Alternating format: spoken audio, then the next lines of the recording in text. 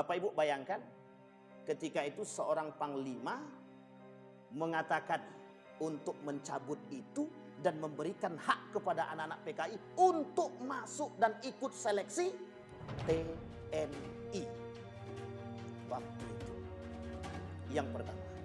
Yang kedua, Bapak Ibu sekalian yang berbahagia, indikasi yang kedua kebangkitan PKI.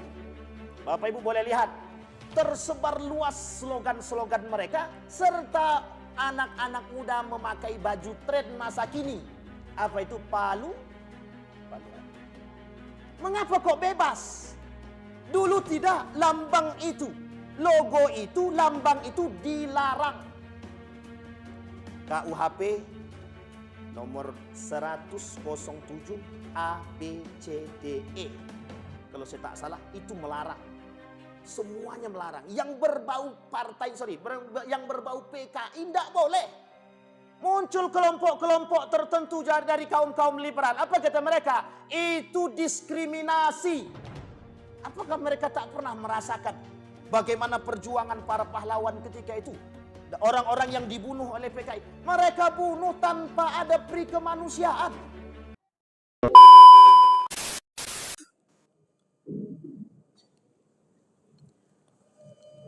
A'udzu billahi minasyaitonir rajim. Bismillahirrahmanirrahim. Assalamualaikum warahmatullahi wabarakatuh.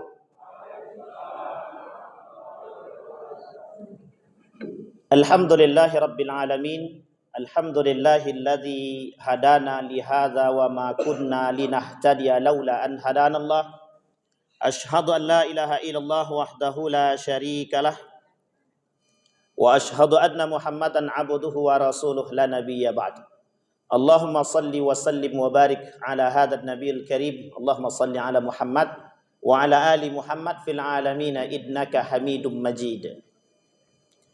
Ya ayyuhan nasu taqu rabbakumul ladzi khalaqakum min nafsin wahidah wa khalaqa minha zawjaha wa batha minhuma rijalan katsiran wa nisaa'a. Wattaqullaha alladzi tasaaluna bihi wal arham. Innallaha kana 'alaikum raqiba. Wa qala Allah Ta'ala, ya ayyuhalladzina amanu taqullaha wa qulu qawlan sadida yuslih lakum a'malakum wa yaghfir lakum dhunubakum wa may yuti'illaha wa rasulahu faqad faza fawzan 'azima. Puji syukur kehadirat Allah atas limpahan rahmat dengan mengucapkan alhamdulillahi rabbil alamin. Bersalawat kepada Nabi dengan mengucapkan Allahumma salli ala Muhammad wa ala ali Muhammad fil alamin innaka Hamidum Majid. Bapak Ibu sekalian yang berbahagia, mudah-mudahan Allah limpahkan rahmat dan karunia-Nya kepada kita serta keberkahannya. Mudah-mudahan Allah jadikan kita orang-orang yang taat kepadanya, istiqamah dalam kebaikan, husnul khatimah, anak-anak yang saleh dan salihah, keluarga yang sakinah, mawaddah warahmah, yang selalu berada dalam ketaatan kepada Allah. Amin ya rabbal alamin. Baik Bapak Ibu sekalian yang berbahagia, malam ini agak nampak beda sedikit. Ini ramai gara-gara PKI atau gara-gara itulah pokoknya. Saya taklah berani sebutkan yang lain tuh kan. Apa betul gara-gara PKI? Mudah-mudahan gara-gara PKI lah hendaknya. Jadi Bapak Ibu sekalian yang berbahagia, malam hari ini judul kita tentang PKI. Kenapa saya coba mengangkat kasus PKI ini? Kita coba ingin angkat dua hal, tiga sama permasalahan PKI. Yang pertama yang ingin kita angkat adalah ideologi komunisme atau ideologi komunis. Yang kedua pengkhianatan, bagaimana Islam memandang pengkhianatan itu. Karena ini adalah karakter yang harus kita pelajari dan harus kita kasih tahu. Yang ketiga nanti terkait tanggal-tanggal penting yang terjadi selama masa keberadaan komunis. Atau lebih tepatnya Partai Komunis Indonesia. 1926 mereka terbenam. Muncul lagi 1945 akhir. Dan kemudian mulai bergerilya 1948 kasus Madiun. Nampak 1946 mulai nampak. Kasus Madiun 1948 sampai 1965. Kejadian yang paling kita kenang sebagai G30 SPKI. Yang kelak pada tahun-tahun berikutnya akan berubah nama menjadi, tapi tak jadi. Berubah nama menjadi G30S saja. S-nya itu saja. Tidak ada PKI-nya lagi. Nah, nanti banyak hal yang menjadi indikasi kebangkitan PKI atau kebangkitan Partai Komunis Indonesia. Baik. Yang pertama saya ingin coba angkat ideologi komunisme terlebih dahulu Bapak Ibu. Di belahan dunia ini, saya ingin sedikit mengajak Bapak Ibu agak sedikit jauh menelusuri masa. Namanya Karl Marx. Atau lebih tepatnya punya satu sekte atau pendirian yang disebut dengan Marxisme. Ini Bapak Ibu dah paham. Mesti dah mencoba untuk memahami pun terserahlah pokoknya.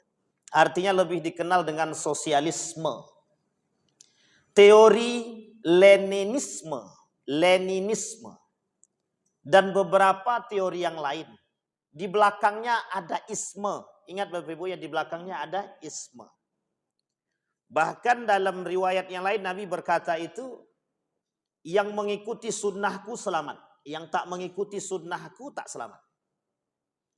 Ada kelompok yang mengajak kepada sunnah Nabi, ada kelompok yang mengajak kepada kesesatan. Yang berbau-bau isme, kita sampaikan di sini, kita sepakati bersama. Yang berbau-bau isme menyesatkan. Liberalisme menyesatkan.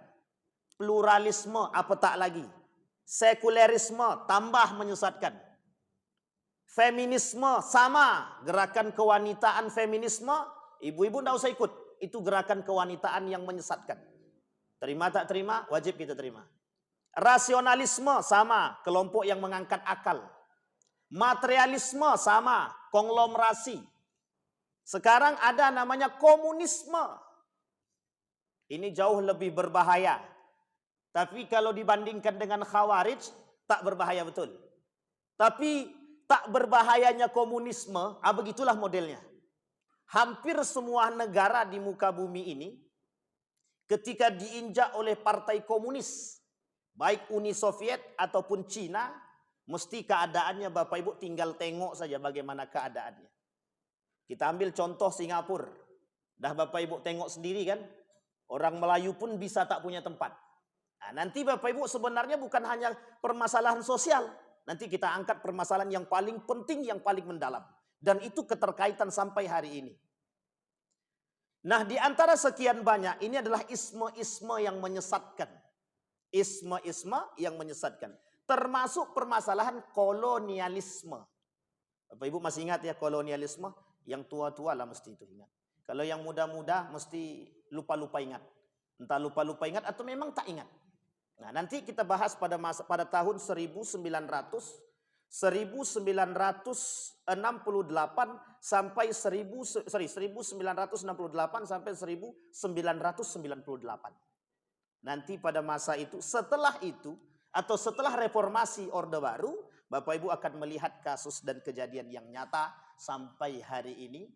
Itu yang akan kita terima sampai kelak mereka tetap berkuasa. Kecuali mereka sudah tidak berkuasa.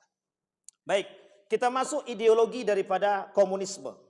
Komunisme itu punya cita-cita. Satu saja cita-citanya Bapak Ibu. Ideologi komunis atau komunisme punya cita-cita satu. Memakmurkan rakyat. Bagus apa tak bagus? Wah, itu yang kita cari Bapak Ibu. Pertanyaannya betulkah begitu? Ya. Tujuannya adalah memakmurkan memakmurkan masyarakat atau memakmurkan rakyat, menghilangkan agama. Ideologi yang kedua daripada komunisme, anti Tuhan, anti agama. Yang pertama anti Tuhan, yang kedua anti agama. Dengan bahasa, apa bahasanya? Memakmurkan masyarakat. Maka salah satu di antara gerakan mereka adalah ideologi, mohon maaf jangan ada yang tersinggung, ideologi buruh. Tahu Bapak Ibu, buruh? Jadi nanti mereka bertujuan ingin membangun semangat kesejahteraan kepada kaum buruh. Tapi ternyata isu di baliknya, ada udang di balik udang. Karena kalau di balik batu orang tak mau makan, tapi di balik udang ada. Ternyata apa? Isunya adalah agama. Dan ini sejalan dengan satu kelompok yang mengusung yang disebut dengan sekulerisme. Penjauhan nilai agama daripada kehidupan umat manusia, baik politik, pendidikan, dan lain sebagainya. Dan ada kaitannya dengan kelompok yang lain? Ada, karena kelompok-kelompok yang lain yang akan mengusung dan membela. Kita ambil contoh liberalisme. Kelompok liberal inilah kelak yang akan mendukung kelompok-kelompok partai komunis ini. Sekalipun pada riwayat yang lain mereka menolak, tapi pada hakikatnya mereka tidak menolak, tapi mendukung. Karena mereka sama-sama punya ide, sama-sama punya misi. Misinya adalah melepaskan diri daripada agama. Sampai di sini paham Bapak Ibu ya? Baik. Prediksi Marxis atau Karl Marx seutuhnya tidak salah. Sampai hampir setengah di dunia ini itu semuanya mendukung gerakan Marx, sosialisme, dan begitu juga sistemnya kapitalisme pada akhirnya. Kapitalisme kemudian pada akhirnya mereka meniadakan Tuhan sejalan dengan komunisme. Artinya apa? Komunisme punya ideologi satu saja, ateis. Sampai satu negara itu Irlandia, ada seorang peneliti mengatakan begini, kata peneliti tersebut, semakin ateis satu negara, maka semakin sejahtera. Jadi Bapak Ibu, kita disuruh ateis baru kita sejahtera. Kalau kita tak ateis sampai kapanpun kita tidak sejahtera. Nah tujuan mereka untuk membuat kita menjadi orang yang menghilangkan agama sehingga kesejahteraan itu naik. Sampai di sini paham Bapak Ibu? Baik. Itu ideologi daripada komunisme. Artinya apa? Yang diserang sama mereka itu bukan hanya sekedar ekonomi, politik dan lain sebagainya ataupun budaya, tapi lebih tepatnya bagaimana mereka menyerang agama. Kita ambil contoh. Kalau yang diserangnya adalah politik, mengapa mereka membunuh para kiai? Mengapa mereka membunuh para kiai? Di Madiun, kemudian di Jawa Timur, banyak para kiai-kiai yang dibunuh. Para santri dimutilasi. Artinya apa? Secara kemanusiaan dalam diri mereka tak ada. Sudah tidak ada. Kenapa kok kita katakan tidak ada? Mereka membunuh manusia selayaknya seperti membunuh binatang. Yang mereka bunuh itu siapa? Manusia. Tapi kok di mata mereka seperti binatang. Artinya apa? Tidak ada rasa kasihan. Sama halnya seperti orang membunuh kambing. Tak punya rasa. Kau kan aku mau makan. Begitulah bahasa. Kalau kambing oke. Coba Bapak Ibu bayangkan di dalam Al-Quran itu disandingkan karakter manusia itu dengan manusia di dalam Al-Quran disandingkan oleh Allah dalam 7 bentuk binatang. 1, anjing. Yang kedua, apa lagi Bapak Ibu? Seperti binatang ternak. Yang ketiga, kera, laba-laba, dan lain sebagainya. Ada 7 karakter. Di antara 7 karakter ini yang paling berbahaya ada 2. 1 kera, 1 lagi mohon maaf, guguk. Tadi tersebut tapi agak saya ulang sedikit. Guguk. Kenapa kok karakternya begitu? Kalau guguk itu ibaratkan seperti manusia yang cinta terhadap dunia. Kalau kera itu manusia rakus. Sehingga dalam diri mereka tak ada lagi. Tapi ada karakter yang ketiga. Seperti mohon maaf, babi. Karakter dia seperti babi. Allah sebutkan di dalam Al-Quran 7 karakter manusia seperti binatang. Bapak Ibu sekalian yang berbahagia, itu manusia. Itu karakter manusia. Maka Bapak Ibu sekalian yang berbahagia, kalau kita melihat hari ini, itu banyak manusia, mohon maaf, jangan yang tersinggung. Kalau yang tersinggung cepat tobat. Artinya apa? Banyak sekali manusia yang mohon maaf, mereka bersifat seperti itu. Ada yang rakus, demi jabatan kekuasaan mereka rakus. Pokoknya apapun mereka lakukan. Sama, komunisme itu untuk mendapatkan kesejahteraan dengan dalih agama tadi atau sebaliknya, mereka akan melakukan apapun caranya untuk mendapatkan keinginan mereka. Ideologi mereka, baik politik, budaya, dan lain sebagainya, termasuk pada hakikat akhirnya adalah agama. Bagaimana kita semua ini dibuat jauh daripada agama. Kelak kalau kita semua ateis, mereka akan katakan. Apa kata mereka? Semakin sejahtera, semakin tinggi tingkat ateisme satu negara, maka akan semakin sejahtera. Pertanyaannya, kita rela kalau kita dibuat ateis? Yang jawab sedikit cuman. Yang lainnya tahu saya. Coba bayangkan Bapak. Cuma orang-orang hari ini sudah mulai tertipu. Kenapa tertipu? Mereka anggap itu tidak berbahaya. Betul. Karena itu pernyataan daripada tokoh pada masa dahulu. 1999 muncul pernyataan tokoh. Apa kata para tokoh? Mereka mengatakan bahwa komunisme ataupun PKI di Indonesia sudah finish.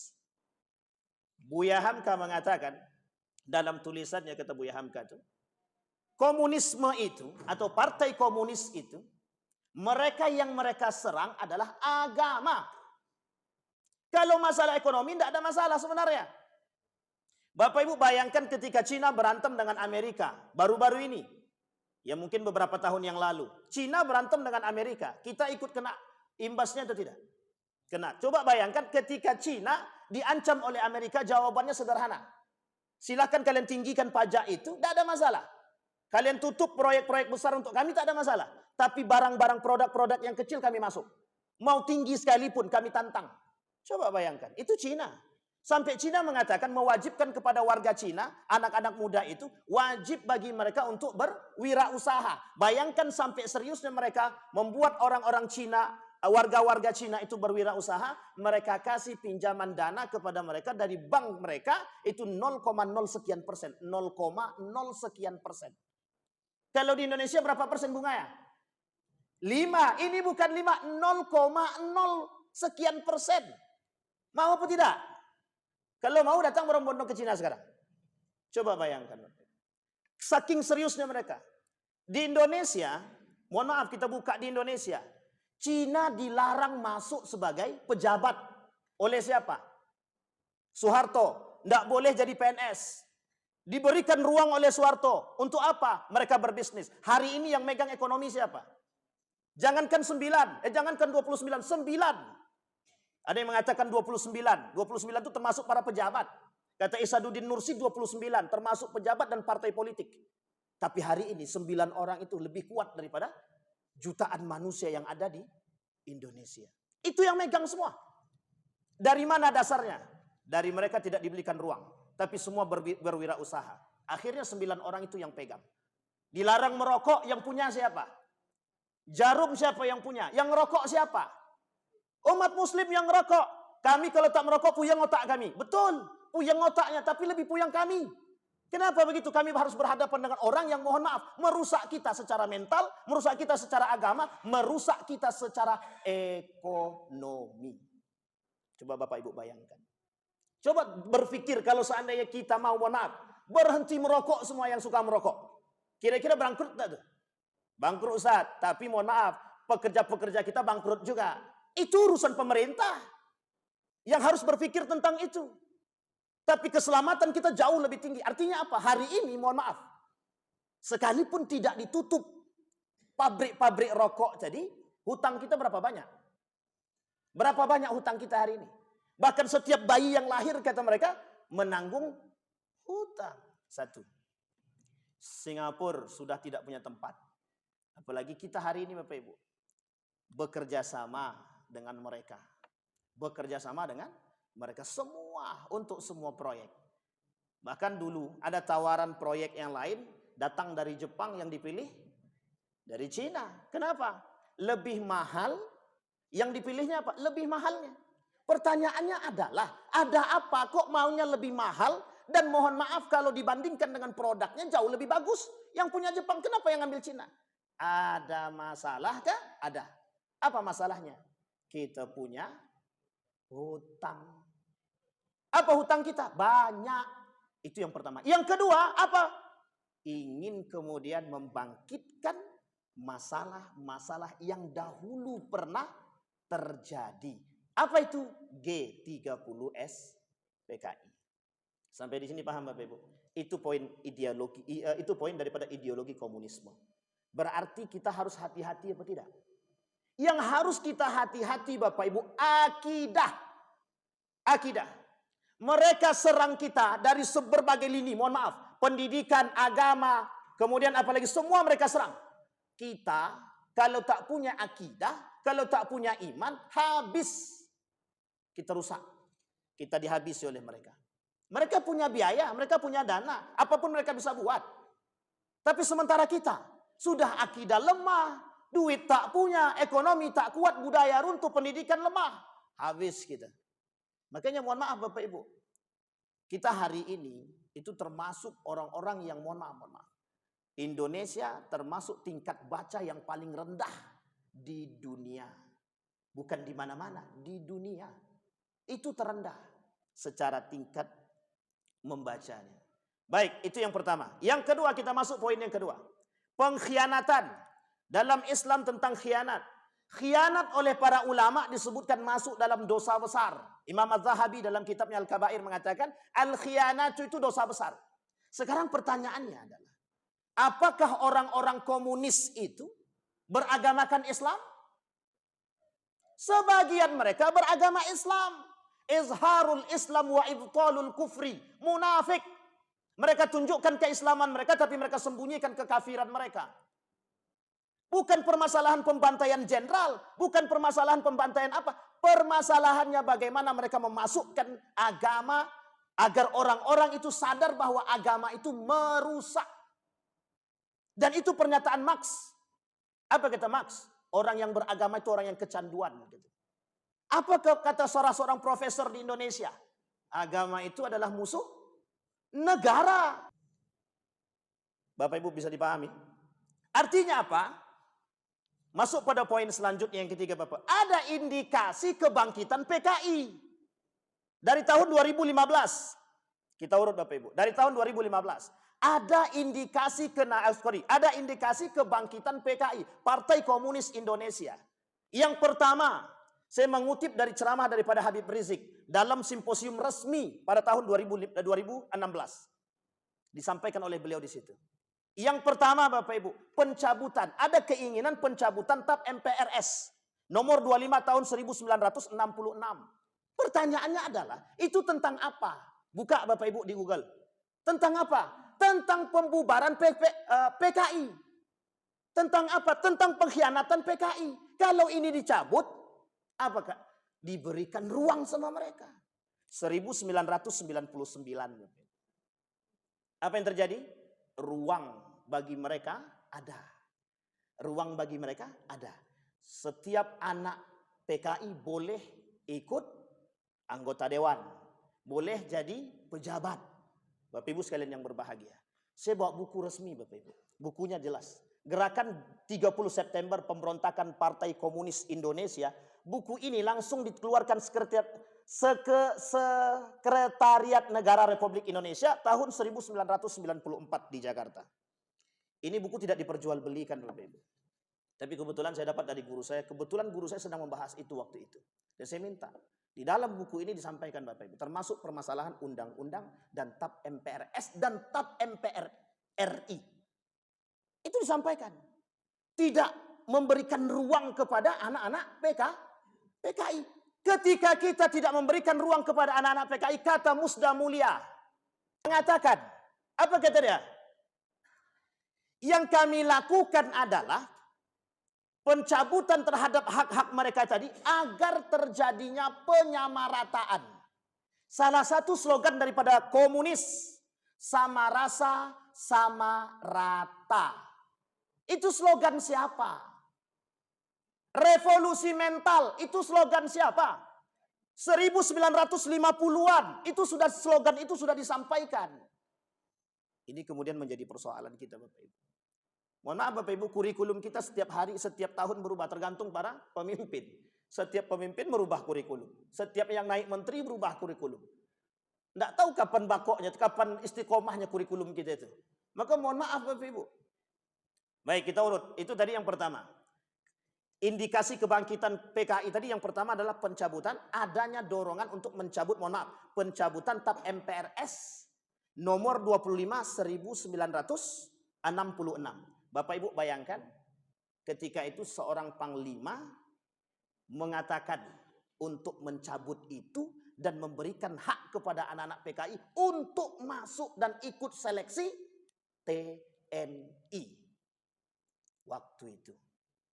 Yang pertama. Yang kedua, Bapak Ibu sekalian yang berbahagia. Indikasi yang kedua kenaik kebangkitan PKI. Bapak Ibu boleh lihat, tersebar luas slogan-slogan mereka, serta anak-anak muda memakai baju tren masa kini. Apa itu? Palu arit. Mengapa kok bebas? Dulu tidak, lambang itu, logo itu, lambang itu dilarang.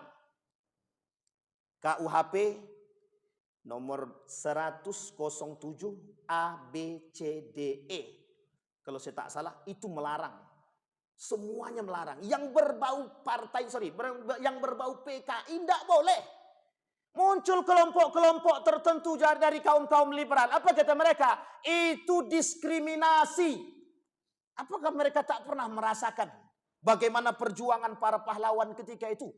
Orang-orang yang dibunuh oleh PKI. Mereka bunuh tanpa ada pri kemanusiaan. Coba Bapak Ibu bayangkan. Itu yang kedua. Yang ketiga Bapak Ibu. Adanya dorongan, mohon maaf. Adanya dorongan untuk meminta maaf kepada keluarga PKI. Allahu Rabbi. Siapa ketika itu presidennya Bapak Ibu? Nah Bapak Ibu lah jawab sendirilah. Coba Bapak Ibu bayangkan. Kita disuruh meminta maaf kepada negara, disuruh minta maaf kepada PKI. Kenapa tidak sekalian sama Belanda? Kenapa tidak sekalian sama Jepang? Kenapa harus sama PKI? Yang harusnya minta maaf para pengkhianat yang sudah menjual negara kita kemana? Kepada komunis. Setiap negara yang diinjak oleh komunis mesti hancur. Karena mereka semua menginginkan keinginan mereka. Jangan salah Bapak Ibu, ini bukan rasis. Tapi begitu keadaan kita hari ini Bapak Ibu. Yang ketiga, setiap seleksi pejabat pada masa itu, adanya litsus, penelitian khusus. Siapa para pejabat yang mau naik gubernur, bupati, menteri sekalipun, harus dicari tahu latar belakangnya. Apakah ada keterkaitan dengan PKI atau tidak. 1999 dihapus. Tidak ada lagi. 1965 sampai 1998. Apa yang terjadi? Tidak. Waktu itu kurikulum kita masih ada namanya pembahasan tentang PKI. Setelah itu, setelah reformasi, tak ada lagi. Dalam pelajaran sejarah, tidak ada lagi. Mohon maaf Bapak Ibu, makanya anak-anak muda kita acuh tak acuh saja. Mau ada PKI, tak ada PKI, tak uruslah. Yang penting urusan kami lain. Mereka acuh sekarang. Bapak Ibu tanya sama anak-anak sekarang, anak-anak muda sekarang. Kenal nggak mereka dengan BPU PKI? Kenalkah mereka dengan PKI itu? Tahu nggak mereka siapa orangnya? Tahu nggak apa yang dilakukan oleh mereka? Hampir tidak tahu. Anak-anak zaman sekarang hampir tidak tahu. Kenapa? Dari kurikulum itu sudah dihapus pembahasan tentang itu. Jadi mereka tidak tahu pengkhianatan itu, tidak tahu. Yang dilakukan oleh PKI terhadap kita tidak tahu. Padahal yang dibantai siapa? Yang dibantai umat muslim. Yang dibantai siapa? Manusia. Yang dimasukkan dalam satu tempat seperti semua mutilasi. Baik tangannya, kepalanya, kakinya semua masuk di situ. Dan mereka tak pandang bulu. Kemudian ditutup pakai tanah begitu saja. Udah ditanamkan di situ pohon di atasnya biar tak ketahuan. Manusia itu bukan manusia. Hari ini ada manusia yang seperti itu. Artinya apa? Kalau tidak ada hari ini, itu jauh lebih kejam daripada yang pernah terjadi. Kita ambil Bapak Ibu contoh. Ketika pembunuhan Al-Husain, cucu baginda Nabi Muhammad SAW di Karbala. Apa yang dilakukan? Parah Bapak Ibu. Anak bayi saja itu ditembak tembus. Anaknya Husain yang sedang minum dibawa oleh Husain ke telaga, kemudian ditembak. Yang menembak siapa? Orang Muslim. Yang menembak dengan kalimat apa? Bismillah. Kurang pengkhianat apa? Bukan pengkhianat lagi itu, lebih daripada pengkhianatan itu. Yang mereka khianati siapa? Mereka lakukan apa? Yang mereka bunuh siapa? Cucu Nabi dan cicit-cicit Nabi. Artinya apa? Itu berbahaya, sadis. Tapi ini jauh lebih sadis. Yang dibunuh bukan anak kecil, semua manusia. Yang tak sejalan dengan paham mereka, habisi. Yang tidak mau ikut mereka, habisi. Masih bisa kita bersahabat dengan mereka. Hari ini hak mereka apa yang tidak ada? Hak politik ada. Bahkan mohon maaf, jadi anggota dewan. Menulis buku. Apa bukunya? Aku bangga jadi anak PKI. Pertanyaannya adalah, mereka saja bangga dengan anak PKI. Kita apakah tak bangga dengan anak muslim? Orang muslim hari ini tak bangga dengan keislaman mereka. Orang partai komunis bangga dengan anak sebagai anak PKI. Bangga dia. Pertanyaan kita adalah, hari ini kita diserang dari sekian banyak tempat, Bapak Ibu. Diserang dari sekian banyak golongan. Kita masih bisa santai.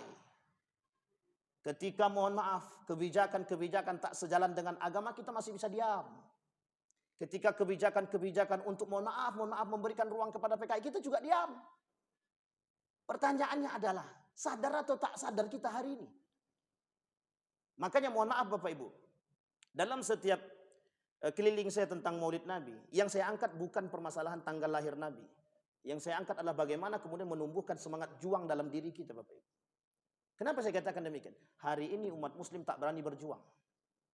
Bahkan melawan hawa nafsu diri sendiri tak sanggup. Wallahu alam bisawab. Itu apa yang terjadi pada diri kita. Bukan hanya Bapak Ibu, termasuk kita pribadi. Para ulama, alim, semua begitu. Artinya apa? Apa yang terjadi pada diri kita hari ini? Kita diinjak dari agama, kita biasa. Tapi bayangkan ketika dasar kita yang diinjak.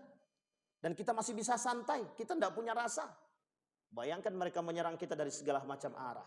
Termasuk agama. Mereka masuk daripada segala sisi. Bayangkan Bapak Ibu. Mereka dengan bangganya mengatakan, kami bangga menjadi anak PKI. Yang kedua dia tulis buku lagi. Apa kemudian buku yang dia tulis? Anak PKI masuk parlemen. Dengan bangga dia menuliskan itu. Artinya apa? Mohon maaf Bapak Ibu. Sering mereka lakukan temu kangen terhadap keluarga-keluarga PKI. Dan mohon maaf. Tidak ada di situ kecaman-kecaman baik dari mohon maaf pemerintah. Begitu juga dari masyarakat. Apa masalah? Ketidaktahuan masyarakat. Apa masalah? Dan lain sebagainya. Itu tergantung kepada kita Bapak Ibu. Artinya Bapak Ibu, jangan dianggap remeh permasalahan Partai Komunis Indonesia. Jangan dianggap remeh ideologi komunisme. Hari ini yang berjuang Bapak Ibu, dua. Komunisme dan Marxisme. Paham-paham dua ini sama meniadakan agama. Karl Marx itu ateis.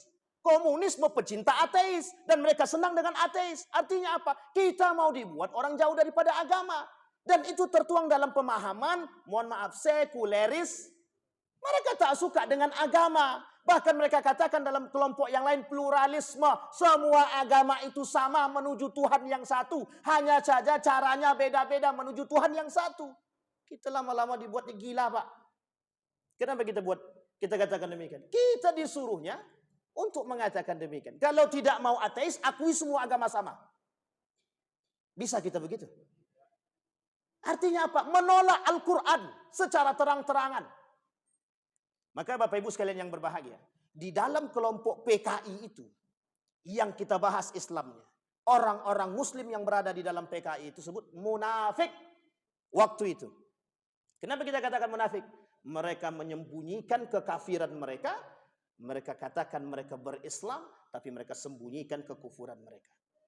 Artinya apa? Kalau mereka memang betul-betul Islam, mesti mereka paham ajaran-ajaran agama Islam. Kalau mereka memang bukan Islam, tapi mengapa mereka kemudian mohon maaf, berani membunuh manusia? Sementara dalam agama yang lain tidak ada hal demikian. Karena mereka punya kepentingan dan doktrin-doktrin yang tertanam dalam otak mereka adalah doktrin-doktrin yang harus menguasai dunia. Bapak Ibu saya kaitkan dengan Yahudi. Yahudi itu beda tipis dengan komunisme. Tapi Yahudi jauh lebih berbahaya daripada komunisme. Kenapa saya katakan Yahudi lebih berbahaya? Yahudi itu tidak punya hati. Israel itu tidak punya hati. Itu tidak tahu apakah manusia atau bukan. Kenapa kita katakan demikian? Mereka akan melakukan apapun caranya untuk membumi hanguskan manusia. Apapun caranya untuk memasukkan agama mereka. Apapun caranya untuk menaklukkan dunia. Komunisme sama. Yang mereka cari kemakmuran. Tapi pada hakikatnya di belakangnya agama. Yahudi sama. Tapi Yahudi tidak memandang agama. Baik Islam ataupun non-Islam. Semua bagi Yahudi sama. Kecuali ketika mereka berkuasa, semuanya mereka pegang. Hari ini yang memegang dunia, kelompok kecil yang disebut dengan Rothschild dari Yahudi. Sementara komunisme juga begitu. Mereka hari ini memegang dunia. Dua ini yang selalu berantem. Kita tinggal menunggu saja. Menunggu apa? Menunggu kapan dampak daripada keduanya. Kalau menang Amerika kita berdampak, kalau menang Cina kita berdampak. Apa dampaknya? Sama dampaknya semua. Dampak ekonomi, dampak politik, dampak budaya, dan dampak agama sama. Tidak ada bedanya, Bapak Ibu. Maka Bapak Ibu sekalian yang berbahagia, perhatian kita terhadap munculnya kebangkitan PKI harus kita tunjukkan. Harus kita tampakkan rasa sedih kita, perhatian kita, menolak bersama atas kebangkitan PKI. Baik Bapak Ibu, saya sebutkan Bapak Ibu, sebenarnya saya tadi ingin pakai itu, apa namanya, Infokus, cuma saya tak bawa pula itunya. Saya tidak bawa infokusnya. Tanggal ada Bang. Udah terlambat pun Bang, udah mau selesai. Lain waktu kita coba, tapi jangan diulang lagi kan begitu. Jangan diulang PKI ya gitu Bapak Ibu.